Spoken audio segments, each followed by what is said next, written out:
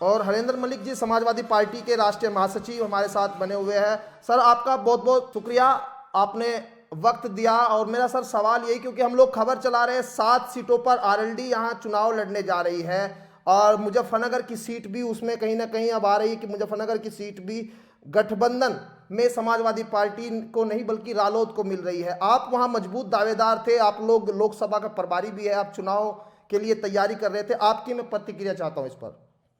ऐसा है राणा जी, आज दोनों पार्टियों के राष्ट्रीय अध्यक्षों की बात हुई। दोनों सम्मानित नेताओं ने बैठ करके बड़े सौहार्दपूर्ण वातावरण में वार्ता की और उसके बाद उनकी सहमति बनी। अभी किसी को कोई अधिकृत नहीं किया गया कि उसके बारे में कोई बयान दे। इतना ही है कि बहुत सौहार्दपूर्ण वातावरण में बात हुई है और सहमति है। और सहमति के बाद अब जो मैं कक्षा हो गया, अब जो निर्णय दोनों का है ये इसके भाई ले लो, ये अपने आप सूची जारी करेंगे। अभी सीटों के बारे में कोई जानकारी हम लोगों को नहीं है। हमारी भी, मैं लखनऊ में ही हूँ। पहले हम लोगों की मीटिंग हुई, फिर जयंत चौधरी जी की और अखिलेश यादव जी की मीटिंग हुई और दोनों राष्ट्रीय अध्यक्षों ने जो निर्णय लिया हो हमें स्वीकार है यार, इसमें क्या बात। आपकी मेरी पहले भी बात हुई थी, आपने कहा था कि जो टिकट जिसको पार्टी देगी, जो प्रत्याशी बनाएंगे, हम आप उनके साथ में चुनाव लड़ेंगे। लेकिन सही बात है, आज भी मेरा स्टेटमेंट राणा साहब वही है जो उस दिन था। जो पार्टी का निर्णय है वो हमें स्वीकार है और गठबंधन का निर्णय हो चुका, जो निर्णय होगा वो स्वीकार। अच्छा, वहां आरएलडी से आप चुनाव लड़ेंगे तो आप लोग जो है किस तरह की तैयारी आपकी, क्योंकि आप तो बूथ स्तर पर लगे हुए थे, बड़ी मेहनत कर रहे थे आप जब मुलायम सिंह के जन्मदिन के जो भी कोई चुनाव लड़ेगा उसके काम आवेगी। हम एक पार्टी के लोग हैं ना जी। अब पार्टी के होने के नाते जो भी उम्मीदवार होगा वो पार्टी को ही रिप्रेजेंट करेगा। गठबंधन का उम्मीदवार भी दोनों पार्टियों को रिप्रेजेंट करेगा। कल कांग्रेस और चंद्रशेखर तो सब होगा तो सभी ठीक ही रहेगा। अच्छा मलिक साहब, कहीं क्योंकि आप तो बहुत पुराने नेता है, कहीं आप कोई अलग सीट पर चुनाव लड़ सकते हैं, कोई मुजफ्फरनगर से अलग भी कुछ आप लोगों की बात कहीं अखिलेश? मैंने कहा जो हमारे नेताओं ने तय किया उसे मैं फॉलो करूंगा। वो कहेंगे चुनाव लड़ो, लड़ेंगे, नहीं कहेंगे नहीं लड़ेंगे।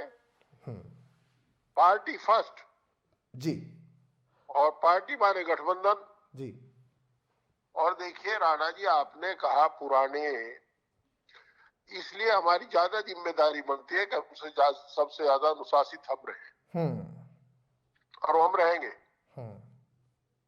अच्छा, आप लोग बूथ स्तर पर काम कर रहे थे, समीकरण वहां क्या फिट बैठता है, क्या लग रहा है भाजपा को? पर जो हम काम कर रहे हैं वो काम जो भी कैंडिडेट होगा, मैं हूँ कोई दूसरा, उसके काम आएगा। और ये कि कौन लोकदल का समर्थक है, कौन सपा का समर्थक, कांग्रेस का समर्थक। जब तीनों पार्टी मिलकर के चुनाव लड़ रही है, बीमार भी मिलकर के चुनाव लड़ रही है, तो जो भी है वो सबका है, उसमें हम बाइफरकेशन नहीं कर सकते हम। अच्छा, 7 सीटें जो मैं आपके सामने बता रहा हूं, मुजफ्फरनगर, कैराना, बिजनौर, बागपत, अमरोहा, हाथरस, मथुरा। वैसे तो इन सीटों पर प्रत्याशियों के नाम पहले ही दे दिए गए होंगे। मेरी आपसे जब चर्चा हुई थी आपने कहा था कि अभी सीटों को लेकर कोई नाम नहीं दिए, अगर दिए तो वो कॉन्फिडेंशियली है। कहीं वो बात आज सच भी होती दिख रही है कि वो सीटों के नाम पहले गए और आज अखिलेश यादव जी को भी लगा होगा कि इन 7 सीटों पर जो रालोद ने नाम दिए हैं वो जिताऊ कैंडिडेट है।